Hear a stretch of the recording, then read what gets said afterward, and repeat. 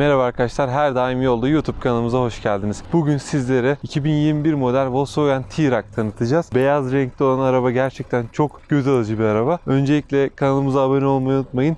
Beğeniler göndermeyi unutmayın. Çekilişimize katılmayı unutmayın. Biliyorsunuz 1000 abone olduğumuzda bir kişiye lastik hediye edeceğiz.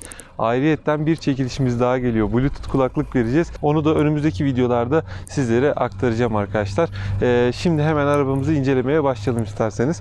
Ön taraftan başlayacak olursak arabamız hemen alt tarafında Volkswagen T-roc'larda en çok dikkat çeken ve Volkswagen hiçbir modelinde olmayan şu önde gördüğünüz beşgen ya da altıgen diyebileceğim bu led farlar gerçekten gece ve gündüz önden gördüğünüz zaman arabanın T-roc olduğunu anlayabiliyorsunuz arkadaşlar. Yine ön taraftan devam ettiğimiz zaman şu panjurlar yine klasik Volkswagen panjurları olarak devam etmiş. Yine Volkswagen biliyorsunuz artık yeni modellerinde eskiye dönüş yaptı. Logosunda iki boyutlu logoyu kullanıyor. Artık tek boyutlu mu dersiniz, iki boyutlu mu dersiniz ama bir önceki 3 boyutluydu. Biliyorsunuz girintili çıkıntılı V işaretlerini görebiliyorduk. Şimdi hemen isterseniz arabanın yan tarafından devam edelim. Hemen jantlara baktığımız zaman bir klasik Volkswagen çelik alaşım jantları bizi karşılıyor. 17 inç bir jant kullanılmış. Hemen yan taraftan devam ettiğimde yine sinyal lambaları mevcut arabada. Katlanabilen elektrikli aynalar mevcut. Yine üst tarafında bir sunroof ve bagaj çıtası mevcut burada. Çok güzel bir görünüm verilmiş. Yan tarafa geldiğimiz zaman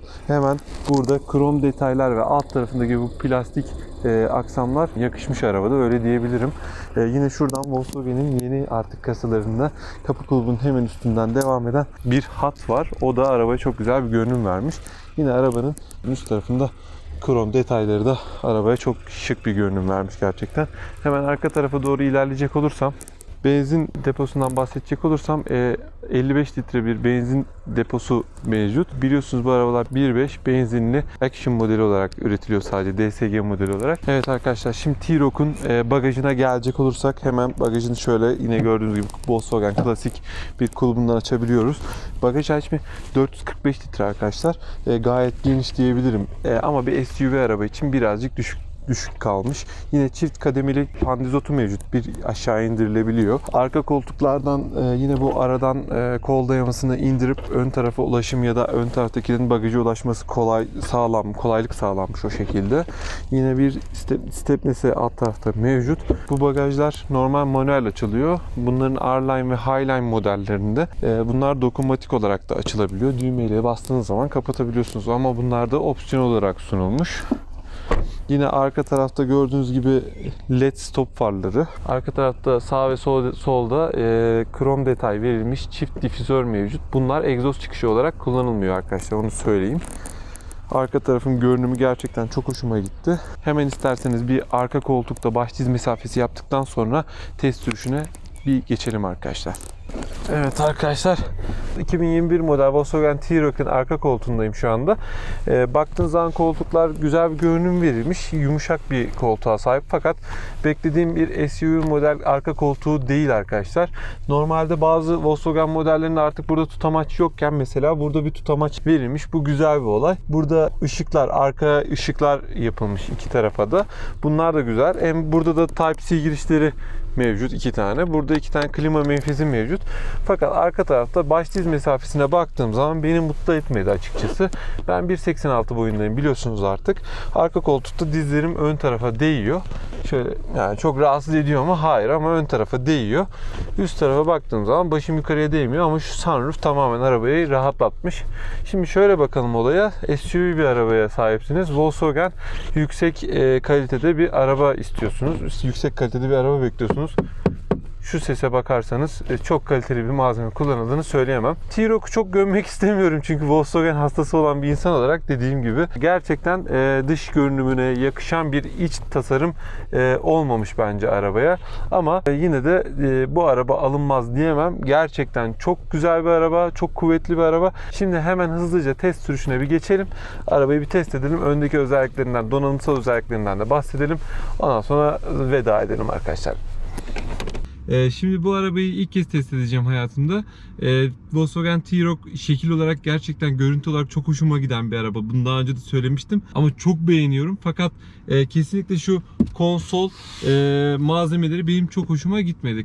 Çok kaliteli bir malzeme kullanılmamış Volkswagen T-roc'ta. Golf ya da Polo ayarında bir kalite kullanılmamış. Onlarda bile şu gördüğümüz konsol tamamen yumuşak ama bunda biraz daha sert bir malzeme kullanılmış. Genel olarak Volkswagen T-roc'ın dışarıdan görünümü çok hoşuma gittiği için SUV bir araba biliyorsunuz. Volkswagen'den beklediğim performansı gerçekten bu arabada ben alamadım. Nasıl performans derken tabii ki motor gücü olarak onlardan da bahsedeceğim. Onlar çok ileri seviyede ama arabanın iç donanımı olarak gerçekten çok aşırı hoşuma gittiğini söyleyemem. Neden derseniz işte şu kol dayamasından tutun da şimdi bu bence benim düşüncem, yani benim gibi bir insanın alabileceği üst seviye arabalardan bir tanesi. Gerçekten donanımlı olmasını beklerdim. Ama biraz daha böyle 2008'e mesela Peugeot 2008'e kıyaslarsam biraz daha donanımsal olarak aşağıda diyebilirim. Şu kol dayaması tamam, evet, ayarlanabilir. Geriye, ileriye, yukarıya, aşağıya seviyesini ayarlayabiliyorsunuz. Fakat ama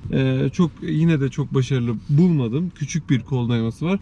Altındaki göz küçük bir göz olmuş arkadaşlar.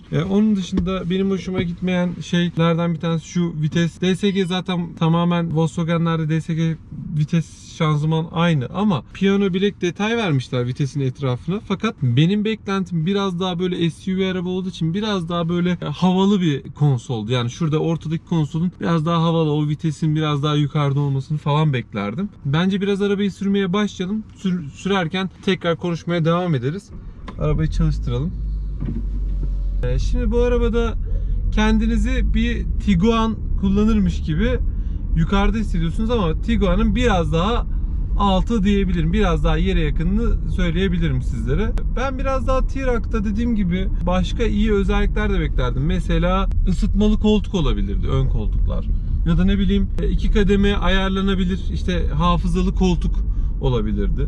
Biraz daha malzemeleri kaliteli ve yumuşak olabilirdi. Şu kapıların yan tarafları, tutamaçları kesinlikle bence yine kalitesiz bir malzemeden yapılmış. Şimdi Volkswagen'i gömmek istemiyorum çünkü Volkswagen'e aşığı bir insanım. Şimdi iyi özelliklerinden bahsedeceğim. Araba gerçekten çok kuvvetli bir araba. Ağırlığı yaklaşık 1300-1400 kilo ağırlığında arabanın, yani SUV bir arabaya göre hafif bir araba. 150 beygir gücü var arabanın. 250 Nm torku var. 150 beygir gücü var. Bu arabalar Türkiye sadece 1.5 ACT DSG olarak geliyor. Onu da söylemek isterim. Gayet kuvvetli bir araba diyebilirim. Gerçekten bastığım zaman iyi bir süratlenme ivmesi alıyorum. Şu an mesela sonuna kadar bastım arabanın. D2, D3, D4, D. Of. Yani gerçekten araba kendisi de bir anda ileriye atıyor ve çok kuvvetli olduğunu gösteriyor. Onun dışında bu arabayla ilgili söyleyebileceğim mesela bir kablosuz şarj ünitesi olabilirdi. Kablosuz şarj ünitesinin olmamış olması eksi bir özellik mi? Hayır, ama en full modelinde bile, yani R-Line, highline modellerinde bile kablosuz şarj özelliği yok. Yine dijital klimaya sahip, 8 inç bir dijital bir ekrana sahip. Bu ekranı başarılı yapmışlar. Bunu başarılı buldum. Yine bir gösterge, kadran göstergeleri dijital, yani hayalet gösterge diye tabir ettiğimiz göstergelerden yapılmış. O da benim çok hoşuma gitti. Volkswagen olunca hem de T-roc olunca benim beklentim biraz daha fazlaydı açıkçası. Daha donanımlı bir araba bekliyordum. Bunları yakalayamadım. Ama yine de şimdi donanımlarından bahsetmeye devam edeceğim. Geri görüş kamerası ya da önde bir kamera yok ama hem arkada hem önde park sensörü mevcut. Yine arabanızı park ederken ya öne ya arkaya yaklaştığınız zaman da arabanın yine göstergesi çıkıyor ve hani sarı ışıklarla, bir şeritlerle bu arabanın nasıl park edileceğini gösteriyor. Şimdi dijital bir klimaya sahip, çift yönlü. Hem arkada hem önde klimamız mevcut. Yine bu konsolda piyano bilek bir detay verilmiş. O hoşuma gitti. Yine krom detaylar var. Hem direksiyonun üzerinde hem göstergelerin ve klima menfezlerinin kenarlarına yapılmış krom detaylar uyum sağlamış arabanın içerisinde. Bu arabada manuel bir park freni yok. Otomatik park freni mevcut. Bu da artı bir özellik diyebiliriz. Aslında artı bir özellik denir mi onu da pek bilmiyorum açıkçası. Çünkü artık bütün arabalarda otomatik park freni mevcut. 4 cam otomatik demeye gerek var mı bilmiyorum ama 4 cam otomatik. Bu arabada USB girişi değil, Type-C girişleri var. USB'den bir boy daha küçük olan, bu telefonlarımızı şarj ettiğimiz değil de ondan bir boy daha büyük olan girişler var. Type-C girişleri. Onlardan önde 2 tane, arkada 2 tane klima menfezlerinin altında sunulmuş. Bence arkada da sunulması artı bir avantaj olmuş. Diyebileceğim çok bir şey yok araba hakkında. Sunroof'u mevcut. Sunroof böyle çift kademeli açılabilen, aynı zamanda perdeli, bildiğimiz standart bir sunroof sunulmuş arabada. Onun dışında arabanın kuvvetli olduğunu tekrar üstüne basa basa söylemek istiyorum. Gerçekten arabanın şanzımanı ve gidişi çok iyi. Şu anda basıyorum. Yani bana mısınız demiyor araba. Gerçekten şu anda aldığım verim gayet iyi arkadaşlar. Onu söyleyebilirim. Arabayla ilgili söyleyeceklerimi bitirdim sayılır. Bir de dışarıdan, şimdi arabanın dışından sizlere bir veda etmek istiyorum. Bir çekilişimizden bahsedeceğim. Biliyorsunuz kanalımızda hala hazırda devam eden 1-2 tane çekilişimiz var. Onları da isterseniz dinleyin, kaçırmayın isterim. Çünkü küçük bir kanalız. Büyümeye çalışıyoruz sizlerin sayesinde. Bizlere destek olup abone olursanız çok sevinirim. Hadi şimdi bir veda edelim. Çekilişimizden bahsedelim. Sonra yine görüşürüz arkadaşlar. Evet arkadaşlar, her daim yolda YouTube kanalımızda bir videomuzun daha sonuna geldik. Bugün sizlere Volkswagen T-roc 2020 model Volkswagen T-roc'ı tanıtmaya çalıştık elimizden geldiğince. Sürçülisan ettiyse affola şimdiden. Kanalımıza abone olmayı unutmayın. Beğeniler göndermeyi unutmayın. Çekilişlerimizi unutmayın. Sürpriz çekilişlerimiz ve hediyelerimiz devam ediyor arkadaşlar. Bizi takip etmeyi unutmayın. İstediğiniz araçları bu videonun altına yorum yazabilirsiniz. Onları da incelemeye devam edeceğiz. Ama biliyorsunuz ki yaptığımız iş çok zor. Dış çekimler yapıyoruz. Hava şartları, pandemi bizi çok etkiliyor. Sizlerin affına sığınıyorum. Kanalımıza abone olmayı unutmayın. Bizleri izlediğiniz için teşekkür ederiz. Kendinize çok iyi bakın.